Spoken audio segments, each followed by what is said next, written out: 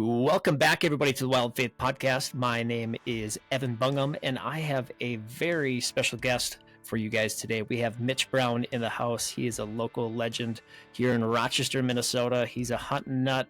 He's had an awesome baseball career, not only in the pros, but he is also a coach here back in our hometown of Rochester. But without further ado, Mitch, how you doing today? I'm doing great, man. Thanks for having me on again. Yeah, no, this is round two. We had some technical issues the first time trying to record, and it's kind of funny because I hope we don't have any this time, which is good. And next time that we do this is going to be a 2-part series. We'll be in person, so we won't have any technical issues. So that's good. Perfect. Yeah, so once again, thanks for hopping on and taking time out of your day to coming on. But just wanted to dive a little bit deeper into, you just have such a unique story, not only just from a hunting experience, but once again, just kind of through the lens of a baseball and just kind of through that. But we wanted to bring you on just because we were talking a little bit earlier before we hopped on about doing some TSI and doing some property work, and you're a new property order.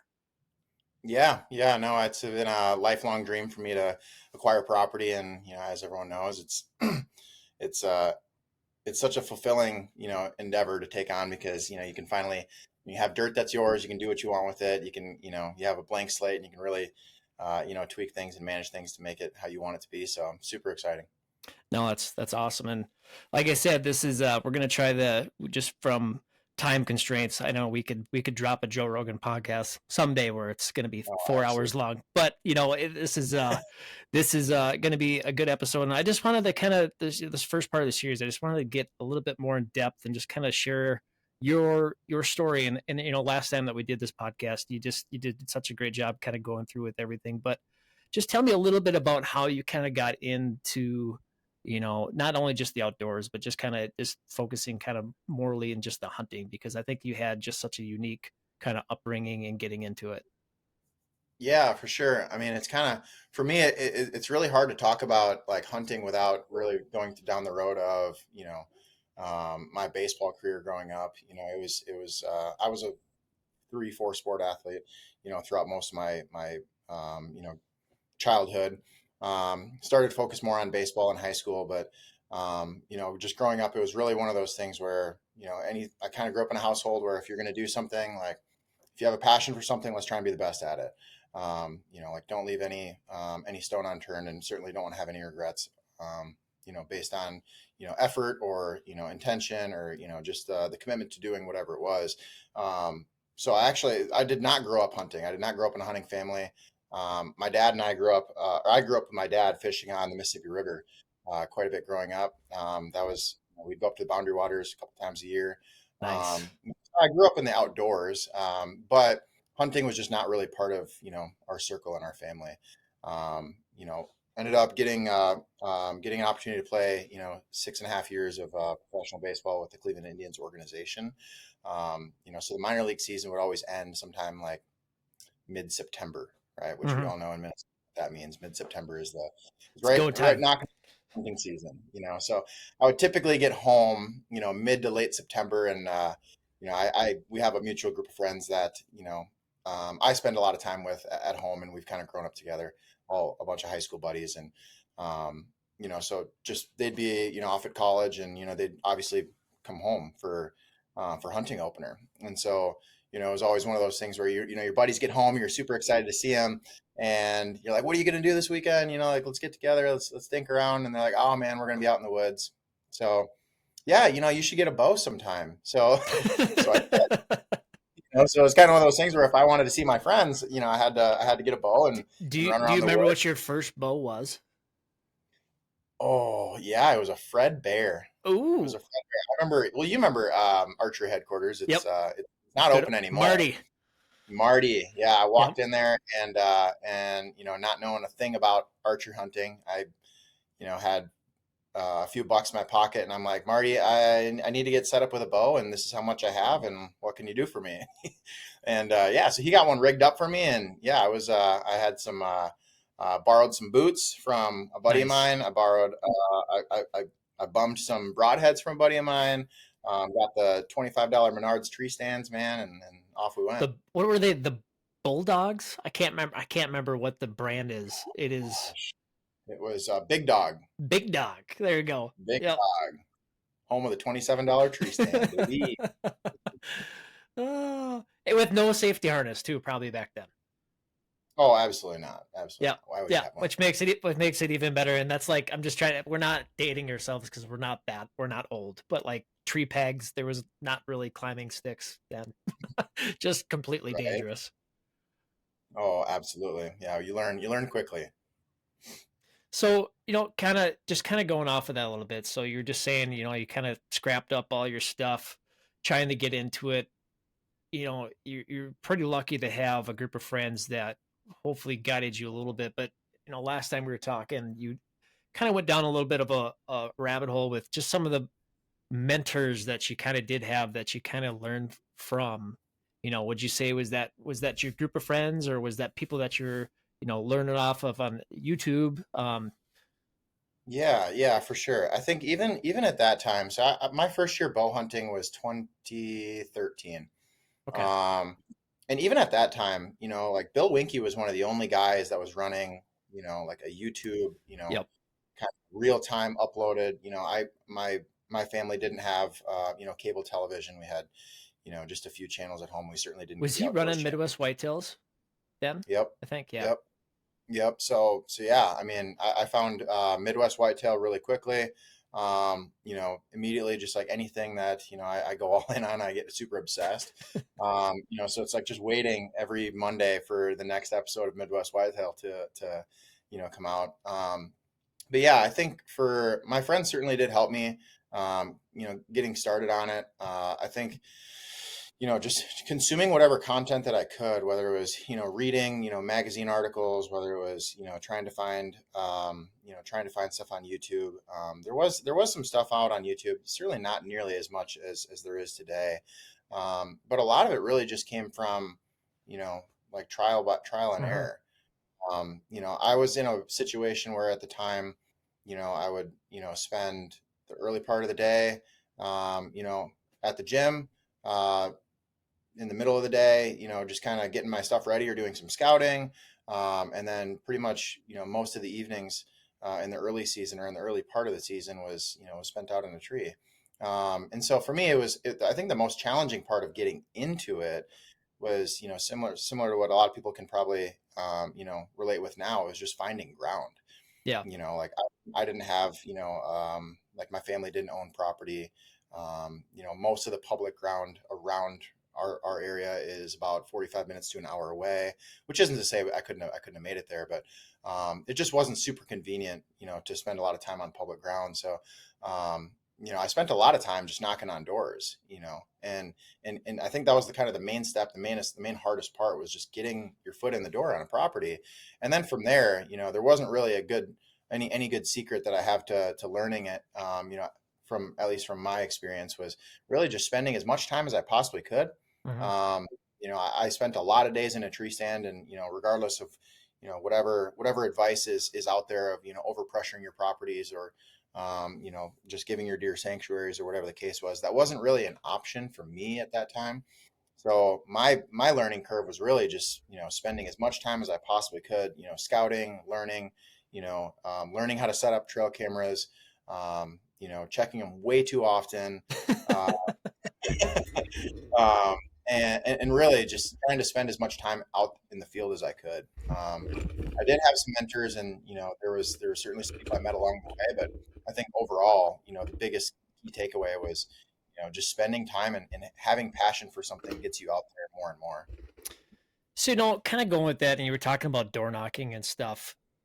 Tell me a little bit, because like that's a super intimidating thing for most people. I mean, for the people that are in the sales world, it's probably not a big deal or anything. But getting turned down from somebody's always hard.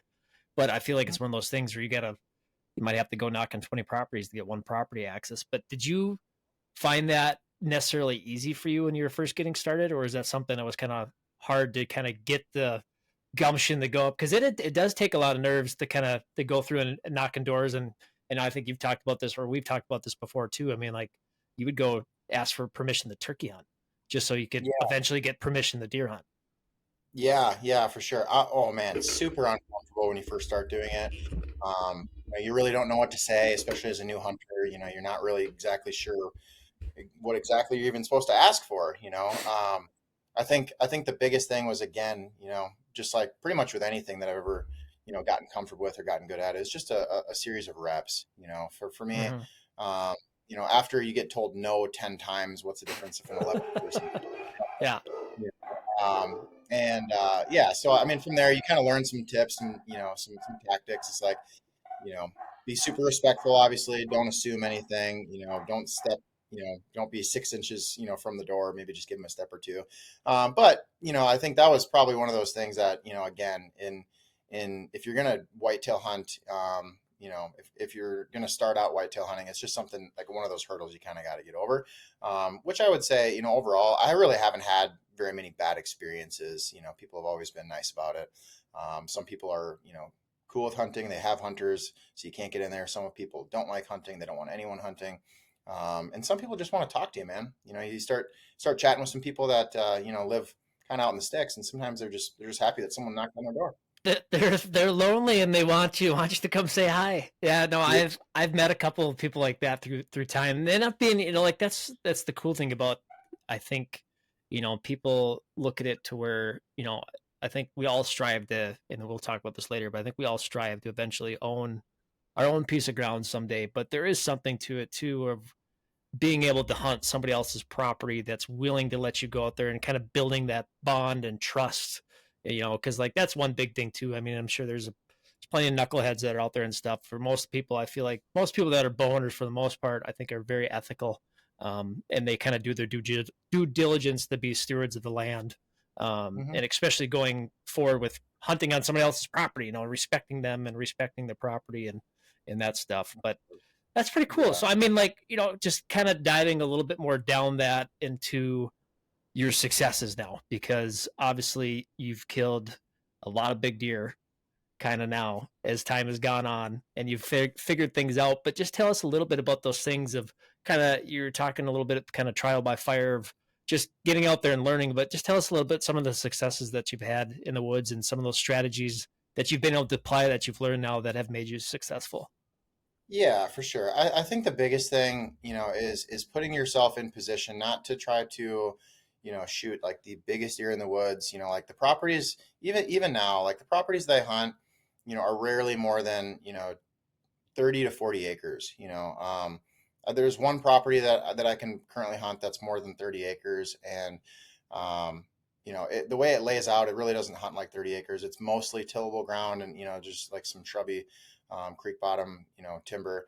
But I think that was like one of the biggest things that was a little bit of a smoke and mirrors for me. Like as I was learning, was that you're watching these TV hunters, and it's like, oh yeah, we're gonna pattern this buck, and he's coming from this food plot, and he's coming from this direction. It's like, on the 20 acres that I'm hunting, where he's bedded is probably two properties away, so Yeah.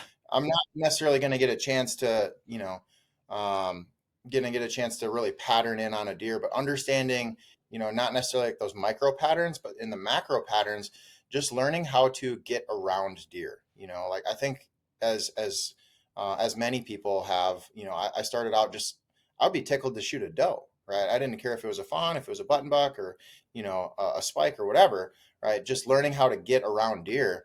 And then once you start to learn, well, these terrain features start to, if I'm hunting this terrain feature, I start to see more deer. Or if I'm hunting, like this type of pocket of timber, or this, area of CRP or switchgrass or whatever the case is, it's like I start to see more deer. And I think really, in reality, you have to be around deer to shoot a big deer, right? Like we have the saying in baseball, like you can't throw 90 miles per hour 90 miles per hour for a strike if you can't throw 90 miles per hour in the first Hmm. place.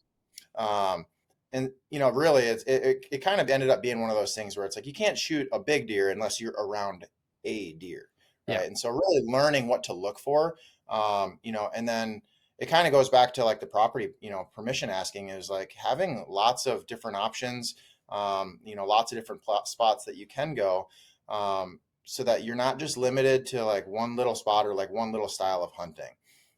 I'll kind of touch back on like the YouTube stuff. So later on, after a few years of, I'd shot numerous does, some smaller bucks, um, running into like the hunting beast and, Mm-hmm. the hunting public and, their idea of like being ultra aggressive and like super mobile, that really helped me a ton. And I would say that's probably when I started to get into like more successfully being around mature deer, was when I started to realize, like knowing where the deer are is great, right? Understanding like the habitat, the terrain features you're kind of looking for is great, right? But also not being afraid to, get right to that spot, right? I can think of the biggest deer that I've ever killed, was actually in a little strip of timber between some cornfields. And the only reason I was in there was because I had shed hunted the year before. And I found a couple sheds in there.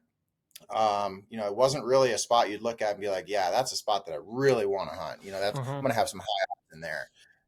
But I had ended up going in there. I kind of made a mental note that that was a spot that maybe would be worth checking out the next fall. I had to kind of cut across the cornfield, which luckily it was, the corn was standing. It was early October, but walking in there, just trying to put the wind in my nose. You start walking in and I could literally smell like a buck, right? Mm-hmm. Like, I mean, it was early October, so it wasn't like they were heat of the rut, but walking in and just smelling like Yep. tarsal glands, you Mm-hmm. know, and you kind of get the like the spidey senses, like the hairs on your neck kind of Oh start to yeah. stand up. And just thinking to myself, I'm like, okay, there's a pretty decent swath of like timber that he could be in, right? It's not a big area, but just I don't know if you ever have that feeling where it's like I gotta go a little bit further, I gotta go a little bit further just to see what's It's the there. worst. Dan talks about that all the time where it's like if you walk by a scrape or you get to a scrape, it's like it's too late. You got to keep Right. going. Right, exactly. So anyways, I kept going. And unfortunately for me, being a doofus, I didn't have my bow, I didn't have a stand, nothing like that. I was in there just on a scouting mission. But I just had to know, and I don't know why I would have done it. I probably wouldn't do it now. But I kept going, and eventually I got to the edge of the cornfield, and I bumped a buck, right? And it's like I didn't get a really good look at him, Yeah. but he had a good frame. He had a real nice frame. So at that point, the deer's out of there, so I might as well pick the place apart. Bump the deer out of his bed. So I'm kind of putzing around, moseying around a little bit, and I start to find a rub line, a couple really good ones, and then I find a scrape. And at that point, it was like, I'm really kicking myself because I don't have a stand. I don't, I'm not ready. I'm not prepared at all. So I ran back to the truck, grabbed my stand, set it up that day, and then that was an east wind, which, Mm. obviously Pre pretty front. Pre front. yeah, exactly. So it was going to be 2 more days, and then we were going to have another east wind. And so basically, the way that I had come from was from the east, but I had kind of looped around and J hooked into that spot. And so, just kind of keeping that in the back of my mind. The buck is using this bed on an east wind. I ended up taking the exact same route, but instead of going the exact same way, I had J hooked a little bit further around, got into that tree, and I think I got into the tree at maybe 4:30 or so. Early October, you've usually got till about 6:30, six Yeah. forty-five when shooting light is going to end up.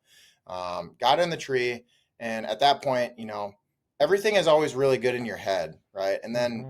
you feel like you make way too much noise. You feel like maybe I was blowing my wind doing a spot I probably shouldn't have been.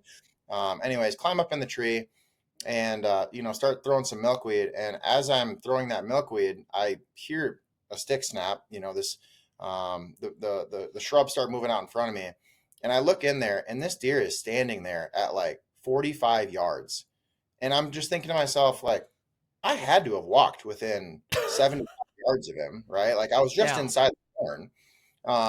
To make a long story short, he had no idea I was in the world. I watched him for like 15 minutes, just licking himself, just snapping off the tops of the set aside in between the corn rows. He works into 21 yards, and I shot this deer, and I remember thinking to myself, there's no way that I would have been able to do that had someone not pushed me, or I didn't have this idea of like push into a spot that Mm-hmm. you don't think it's not necessarily going to be a spot that you volume hunt, right? But get in there and you got like, if you don't know, you don't know, right? Get Yeah. in there a little bit tighter than you think you can. and of course, since then, I've hunted it at least once or twice every single year and never seen something It's like that. But hilarious. I mean, you could basically erase one of the biggest buck on my wall, right off the wall if you don't sometimes just get aggressive and get in there. So I would really say like that was probably one of the biggest steps for me was just allowing myself to be mobile and not just be super comfortable and your in your ladder stands or in your hang-ons or whatever the case is. But don't be afraid to get out and really push into spots that might not make a lot of sense, but you wouldn't know if you don't go. No, and that's some good, awesome. That's some wisdom right there. And with that too, which is really interesting. And like I've learned a lot spotting, like my mule deer in the back. Like I've learned a lot spotting stalking and watching mature, well, mule deers and whitetail, I guess, but like watching them in their beds and how they interact, and then closing that distance and getting close and watching how they interact too. And like you're talking about, jay hooking into a spot and getting the wind with you, sneaking in there. It's amazing how close you can get if you're quiet, obviously, but getting up a stand, how close you can actually get to these deer. And then the interesting thing is like the property you're kind of describing. I was trying to envision it in my head. Is I think people sometimes get this grand old idea that like these these mature bucks just live in this secret place, like they live on they want to be away from everybody else, they want to be in a hole in the wall in a ditch somewhere where it's that, and like they live in that spot. And then when it comes time where the pre-rut's kicking in, the rut's kicking in, they're going to start moving. But Mhm. I just think being mobile is such a key thing. And you said so many different things. I mean, like being mobile, talking about having multiple different properties. You blow a buck out, you can go out. But like you pull like an Andre DeQuistville there, where you set a stand up and you went right back in there and killed him. You know. Yeah, for sure. And I think that's probably one of the biggest things, now later on that I've been hunting for, 10 plus years is understanding, there are absolutely going to be pockets that the deer are going to favor, right? Mm-hmm. When you get on the X of the X, I mean, the jam of the jam, it can really be hard to get a deer to stop going in that spot. If he's been hanging out there, if he's got a bed there, and he's bedding there pretty consistently. It's certainly most of the beds that I have found.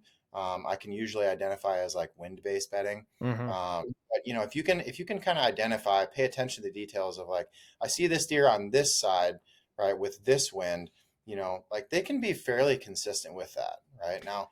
Um, Obviously, like the variables can change and you're not always going to be able to key in on that exact same pattern, but or you're constantly waiting on that wind. But that kind of just goes back to like being mobile, having different spots to go, and really just spending time out there kind of figuring out the DNA of the property you're hunting.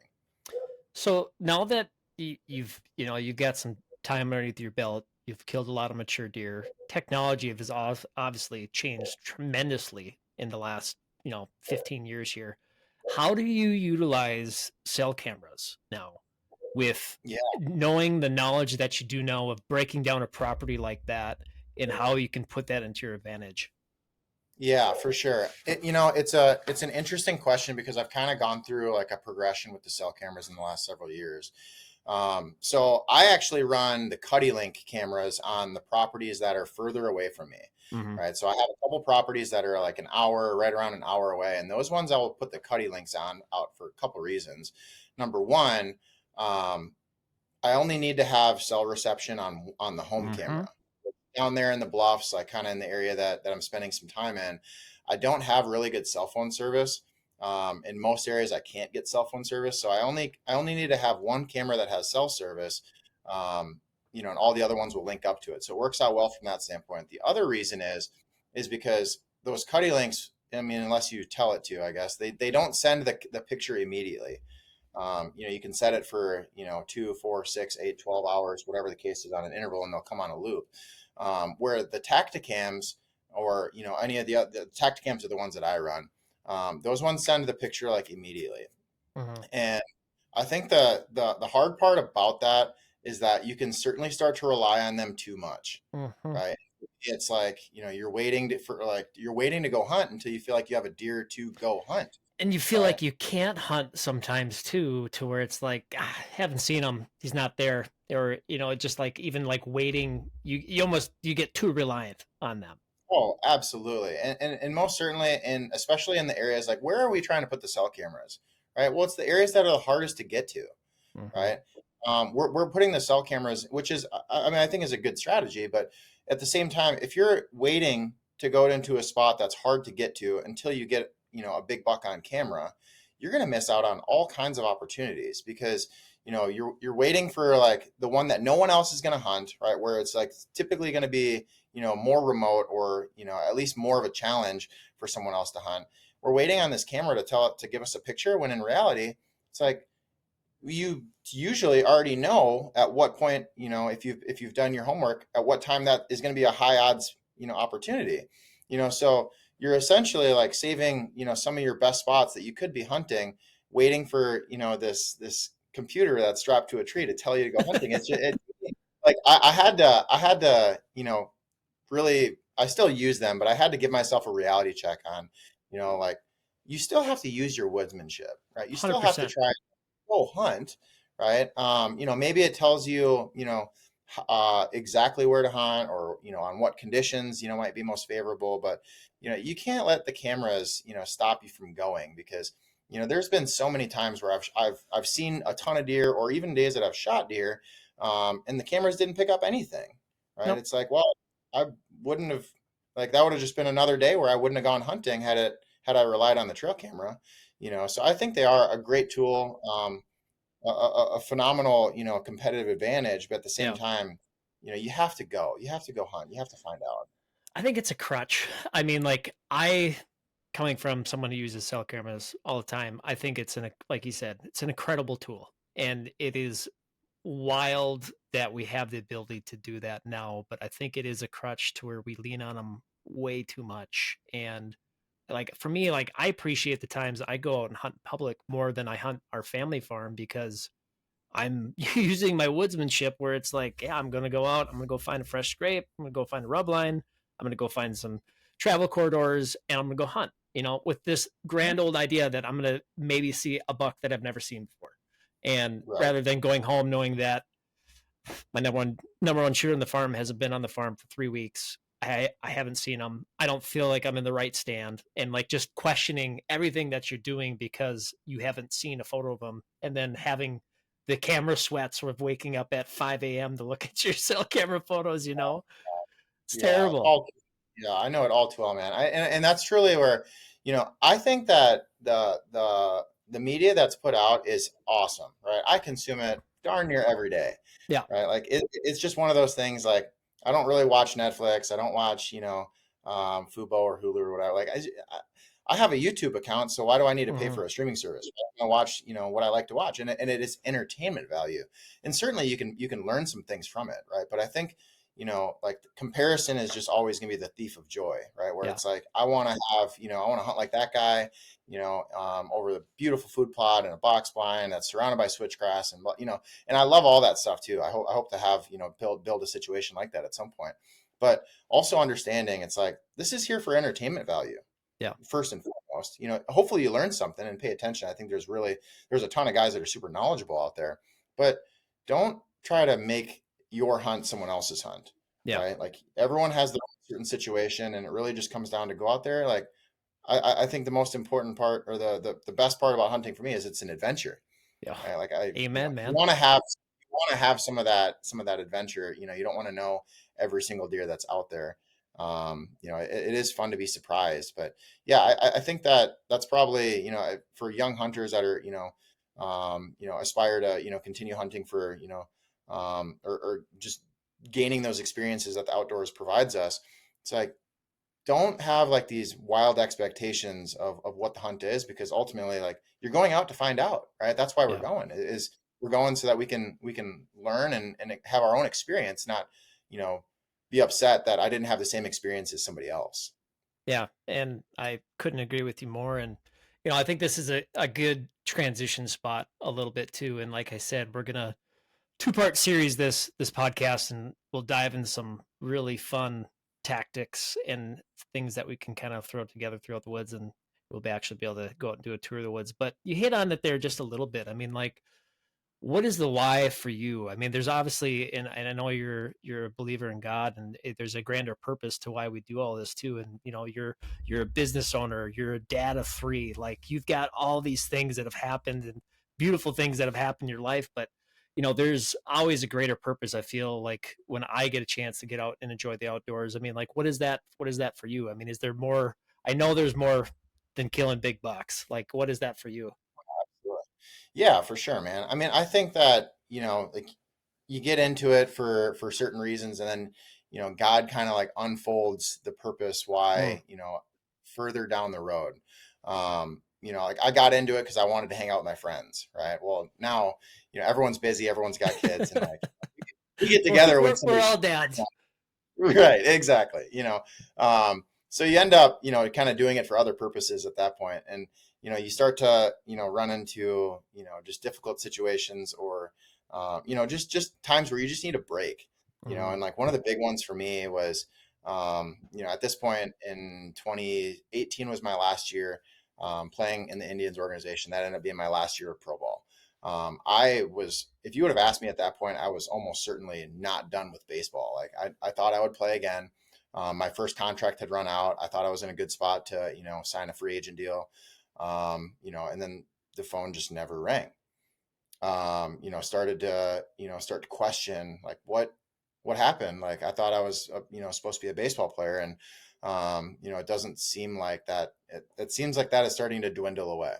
And you start to go through these different scenarios in your mind of like, no, really, like what am I going to do? Like this is what I always thought that I would do. This is what I've dreamed of since I was a small child. Like you start to feel like you lose that purpose of like, what is my life supposed to be if it's not this? um, and then come only to find out that, God is telling you, I have a plan for you. My plan is perfect. It's in perfect timing. Just lean into me and just trust what I have for you. And so for me at that point, hunting started to change. Hunting was, not, it wasn't necessarily something where, I had these massive expectations of like, I want to go out and I want to shoot a big buck. I want to, harvest this many deer. It started to be a little bit more of a release for me. mm, It was an opportunity for me to be quiet, for me to be alone with my thoughts, for me to kind of get away from my own expectations of what my life was supposed to be like. It was an opportunity for me to get away from the expectations that others, that I felt, others had for me.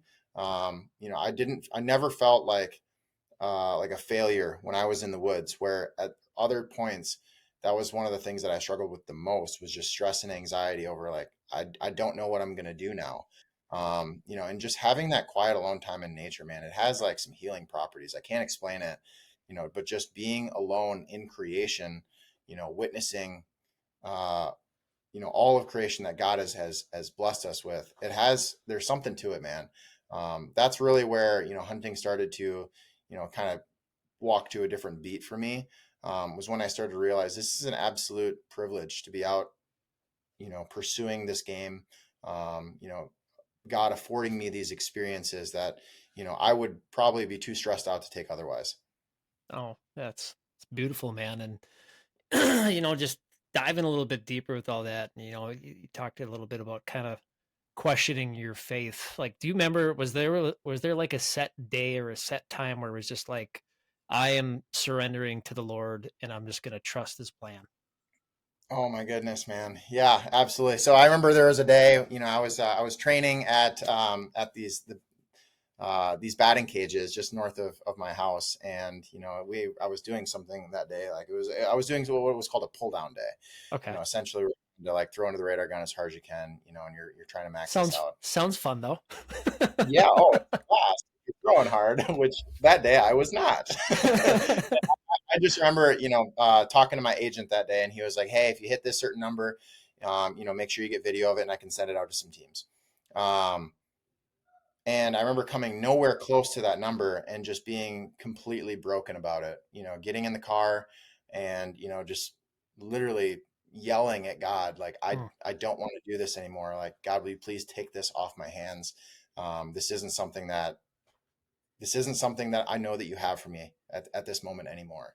And that was really a turning point for me where, being, privileged enough to where like that's the biggest problem that I have in life. Looking at it now is like, it's not silly, but it's certainly not life or death, right? But God using those situations, using my passion for baseball to teach me things outside of the game, right? Like that was really where my baseball and my life kind of came to a head of, God, I have no control over this situation. God, like, please take this off of my hands. Like, make it abundantly clear to me what path you want me to take, because I clearly cannot choose for myself.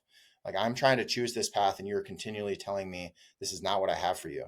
This is, Hmm. I love you, but this is not what I want for you. Hmm. And me being too stubborn to accept that result.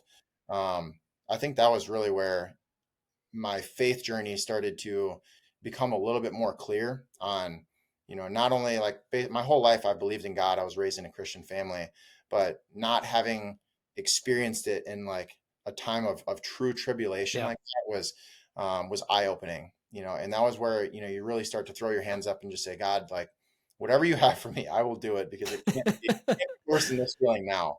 Like, I am so broken right now, and like, please heal me. I think it's so amazing, coming from a prideful person myself, and we're all guilty of being prideful, and we're all sinners. And but it's like it amazes me though how as a young man we have we have our own visions and aspirations of where we want to be, and obviously like just kind of going off of what you were talking about of where you're at with your baseball career and where you're at with your life. But it's just it's always interesting to me to ask that question to people of like like when was your moment, and like for me I had lots of moments. Obviously my biggest moment for me was probably when my after my dad passed, but it was it's that question of where it's like, where is God going to take you to a point in your life to where you can finally surrender and just give in? Because we have this wall that we want to put up where it's like, I'm going to figure it out. It's my own way. But, God is the way. He's the only way. And it's just, Right. I just always find it interesting that, we're just, I don't know if it's just because we're stubborn, because we're men, or what the deal is, but it's such a beautiful thing though, because I think there's that moment of release of where you feel like new again. You just feel like you've broken the chains, and you just feel like you're free.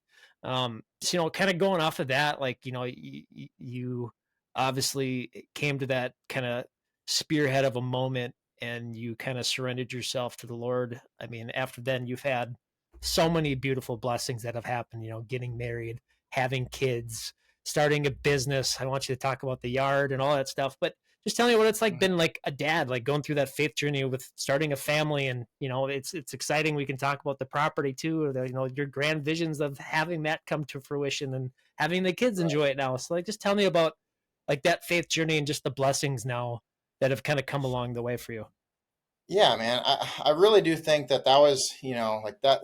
Sometimes God gives us, situations that break us, right? Mm-hmm. Because we need to be broken, Yeah. right? And for me, like, I needed to have my pride broken.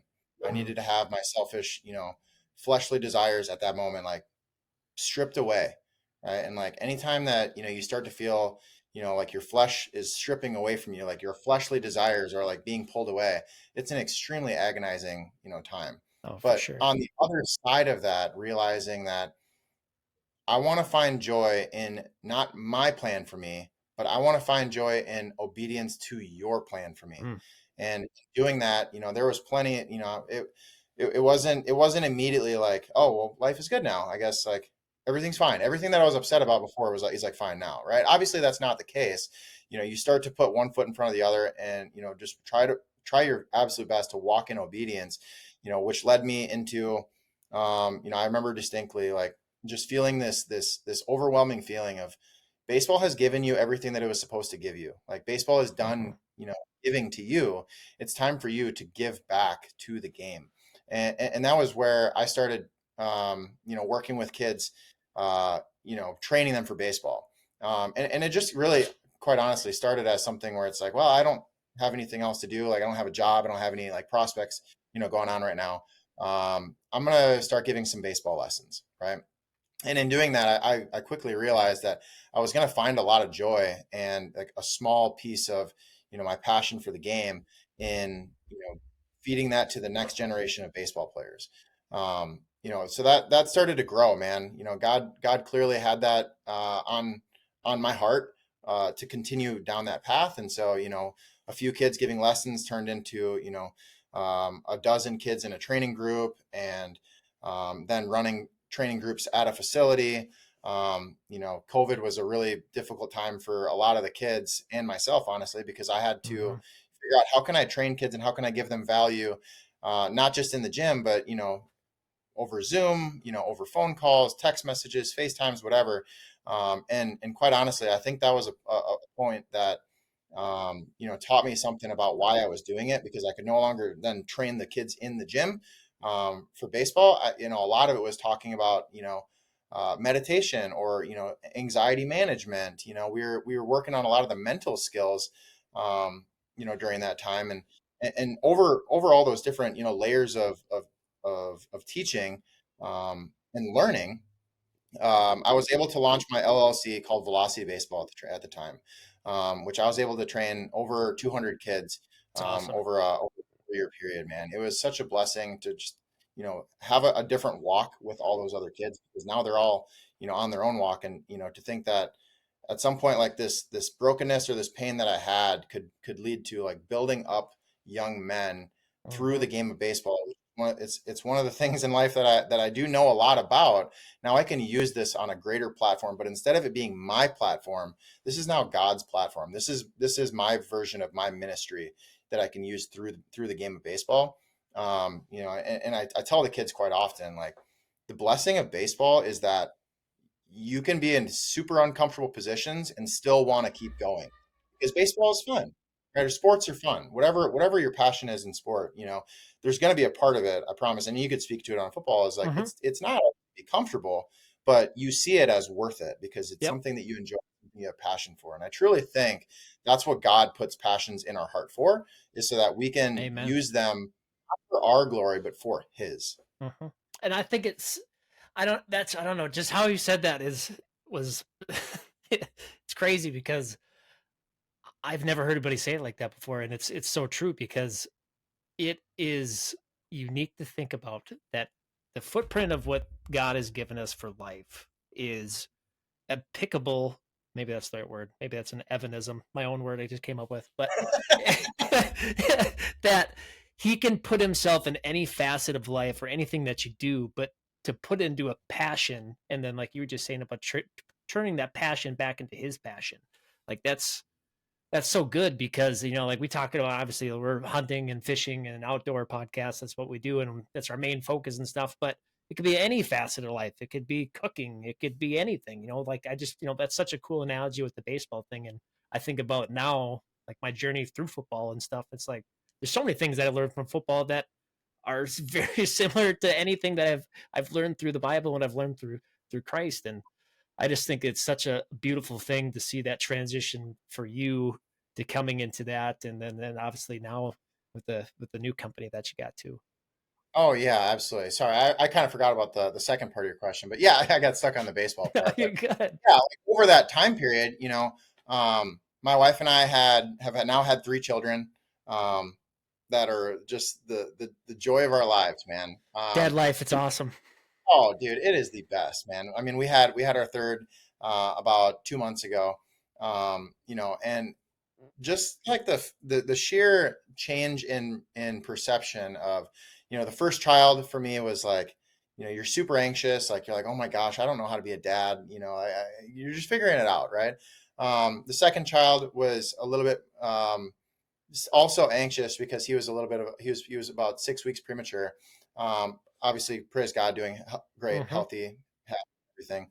And now with the third one, it's like I've I've done this multiple times before, and you're able to start seeing the child as like like just a pure miracle, It's right? crazy, Because you're it's insane to think about. not. I feel pretty confident. Like at this point, you feel pretty confident, like I'm going to be able to take care of a kid. Like I'll keep the baby alive, and but you really start to take it in as like, wow, this is unbelievable. That God could breathe life into this being, and this being is now going to share in life with me, is Hmm. hopefully going to go, all my kids will hopefully go hunting or fishing or just at least enjoy the outdoors with me. And looking back on that, you're just like, it's hard to imagine that, something as finite as baseball had me in such a broken position, because now I look back on it and it's like, what a blessing, what a joy it is, that God had me in that position, because that's where I needed to be who I am today, and to have the joys and the experiences that I have today. It truly is an amazing plan that he has. Preaching, man. I love it. Love it.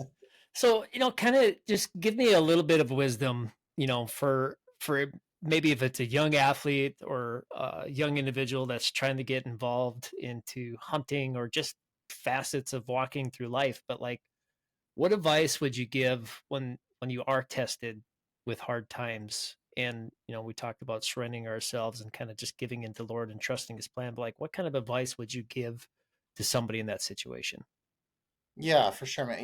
It's kind of funny. I had this conversation with an athlete just a few days ago, um, and bear with me because it's a little bit of a story, but it That's does tie back. perfect. So, um, I started this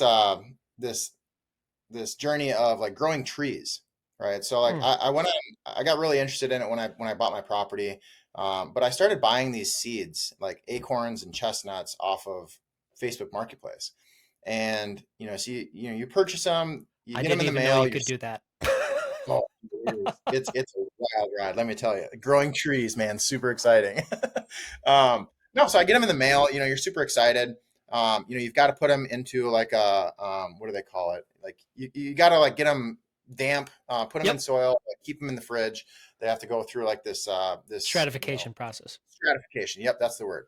Right. So, you put them in there, and finally, you got to wait for them to like throw out a little sprout.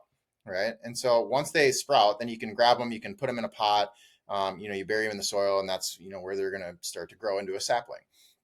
And so, anyways, I had these in my garage at the time. It was October, so it was starting to get chilly. So I had them in a tote in the garage, and I'm checking on them every day. Every day, like they're Love not it. sprouting yet. So one of the days I go in there and I realized that I forgot to put the lid of the tote. Like it was on top of it, but it wasn't snapped down. Right. And I open it up and there's nothing but shells in there. And I was like, oh my gosh, like the mice got in and ate them. Right. So, I'm obviously pretty bummed. Like I've spent like the Hmm. last 3 weeks checking on these things every day. And then, you open it up, the mice ate them. Um, so there was some of them. There was like one and a half. I'd say they got all of one tote, half of the other one, and then half of that one Man. was good. One more that was like untouched, because I did snap that one down. So I took those ones, I put them inside, like I put them downstairs in my downstairs like bathtub, right? So, anyways, at that point, you know, I was still checking on them, but you kind of start to manage your expectations of like, okay, well, like maybe they won't grow, or maybe the mice really did eat them all, or whatever the case is. So I was down there like a week ago, and I just got in my brain. I was like, I better check on the seeds, right? So I check on the seeds. I open up the curtain, dude. There was like 11 trees that were like had sprouted up, right? And I am so excited that I dig right in and like I grab them, right? And I'm pulling some of them out and I'm gonna put them in pots, and only to realize like when I grabbed it and I pulled it out, like I broke part of the root off, right? So Mm. maybe it'll still grow, maybe it won't. I'm not sure.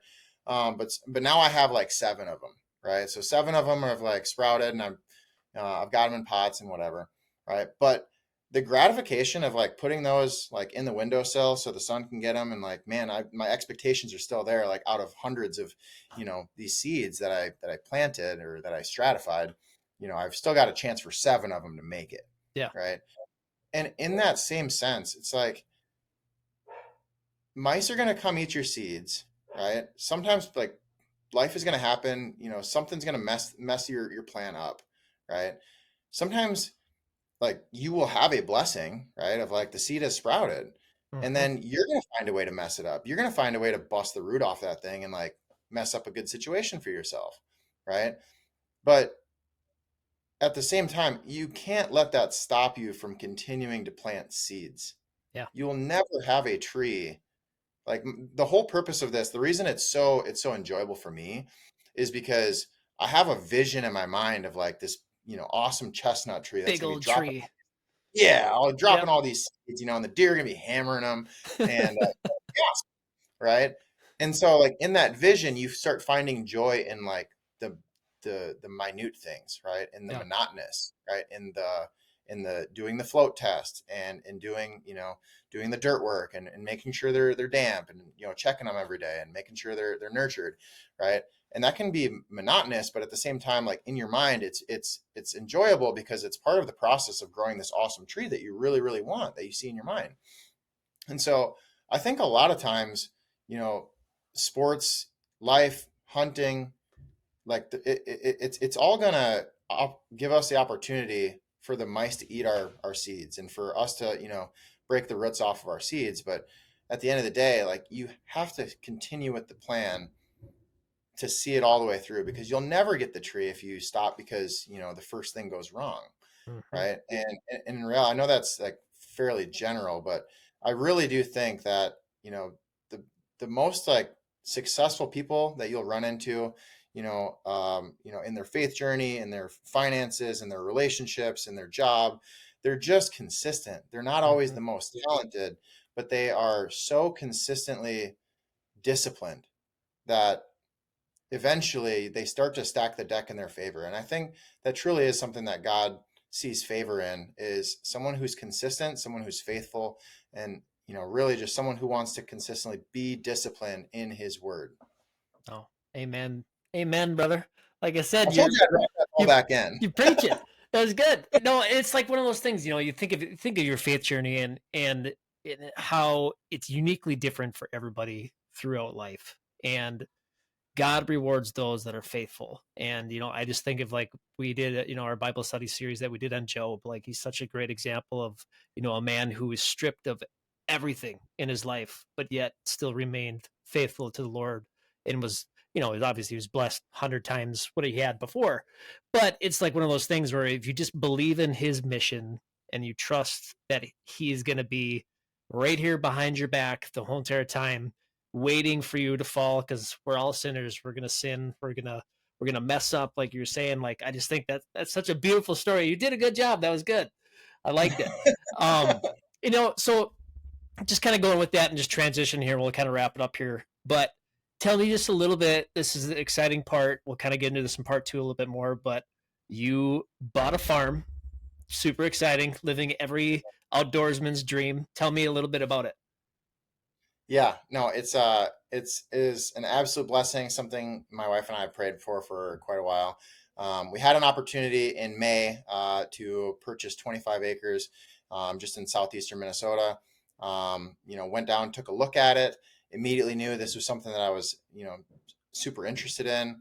The realtor did tell me, he's like, I have 4 showings listed, like lined up for tomorrow. So if this is something that you wanna get going on, like sooner is always going to be better. Mm-hmm. Um, so we ended up putting our offer in that night. Had a conversation about it, prayed about it.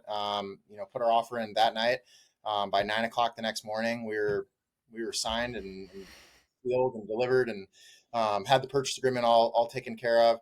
I spent the first part of the year really just trying to understand like the property. I walked through with a forester from the state, had someone from the NRCS come out and just tell me a little bit about the soil and the tillable ground. Just basically, my goal was the first thing I want to do is I want to try and make this as productive of a piece of property as possible, both financially through the 11 acres that it has of tillable, and then I want to make the 14 acres of hardwood forest as productive as it can possibly be. And so um, that's really been a lot of the plan, moving forward into this piece of property is, we've enjoyed it with our kids. We've planted trees out there. We dug a pond in.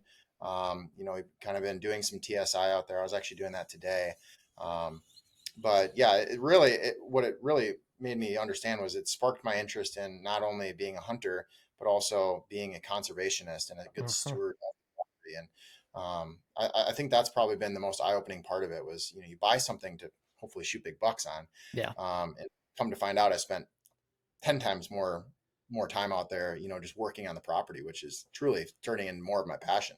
I couldn't. Yeah, that's you're spot on, and it's like one of the interesting things about obviously I was very lucky and blessed to grow up on the farm that I did. Our 58 acres back home. But until honestly, really until after my dad passed, it took me took me then to realize all the work that he put in over those 25 years of having the farm. Coming from three bare fields was our farm layout, and my dad planted over 30,000 trees.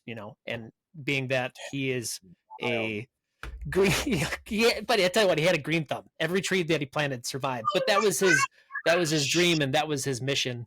And it's it's crazy to see and the appreciation of it. But it took me like these last 3 years, like you were just saying about being a steward of land, about something, having a piece of ground that's yours, and being able to work and develop that land and realize that there is a greater purpose outside of hunting. It's just taking care of that land and making sure that it's going to be alive for, just like your kids in the background, be alive for generations to come, that they can enjoy it, and hopefully they do the same thing.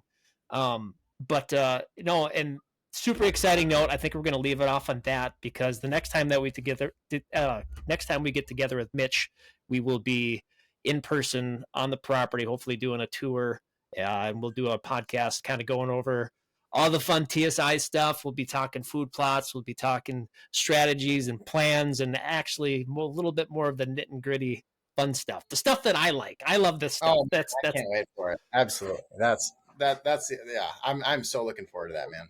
But Mitch, I just wanted to say I appreciate you so much for hopping on the podcast. And we always like to close out with a prayer. So I don't know if you want to lead us in prayer, if I can go for it. It's up to you. Yeah, I'll you mind if I do it? Yeah, go for it. All right, beautiful. Father God, we're just so grateful for this time that you've opened up for us to just chat and just explore the stewardship and God, just the fellowship that we share here. God, we're just grateful that you've given Evan an amazing platform to share both his passion in hunting as well as his faith in you, God. God, we just pray for favor on Evan, favor on Luke, that you would continue to watch over and bless the Wild Faith podcast, God, and all the people that can listen to it, God. We ask that you would just continue to watch over us, give us health, give us wellness, God, and help us to stay safe in the woods. Amen. Amen. Amen, brother. So we always like to close it with the fun little bit. So I've got 3 rapid fire questions for you, and then I'll let you get All back right. to your busy dad life, because I have the same thing. I get a kid that's screaming up in the tub right now. But 3 rapid fire questions. First one, I know you have to travel to a lot of your properties, especially even the new one that you got. What is your go-to gas station snack and drink? Oh, that's an easy one, man. It's a Rain energy drink and a Casey's slice of greasy pizza. A Rain, love it. Oh, That's a you know what? You were the first person to say Rain. I've had them before. They're pretty good, but you're the first person to say that. So I like that. What kind cherry of Casey's limeade. pizza though? Oh, we gotta go. We gotta go pepperoni. The greasier, the Okay. better. Not a breakfast pizza guy? Yeah, I guess I am, but I guess honestly, it depends if it's morning or afternoon. Valid. Valid. I will say though the pepperoni is pretty good. Okay, so now it's fall. We are in the woods. I'm going to give you one day. You got to pick a morning or an afternoon. Where are you sitting? Or not where you're sitting, like what day are you going to be sitting? And then maybe like where are you going to be sitting at? One Okay, day. That's it. To kill my bug. gotcha. All right, so I'm gonna choose October 28th, and I am going to be not in a bedding area, but in a transition to a bedding area. Love it. Yeah, I would say the 28th or the 31st would be mine. It would be that Yeah, pre. but we never get to hunt the 31st anymore, man. It's Halloween. It's Halloween. We in 10 years from now we'll be able to do it. But okay, so last question. You have one dream hunt you can go on chasing whitetails out of Minnesota. Where are you going? Oh, I mean, it's got to be Southern Iowa, doesn't it? Okay. I love it. I'll tell you what, man. Like I have turkey hunted. I don't turkey hunt a lot. I've gone elk hunting one time. I haven't gotten into the spot and stock game. You're gonna have to show me the ropes on that at some point. Got to book a Um, trip, man. I'm just a whitetail guy through and through, man. Like I just think Southern Iowa, like So dreams are made of. I gotta you gotta do it once in your life, don't you?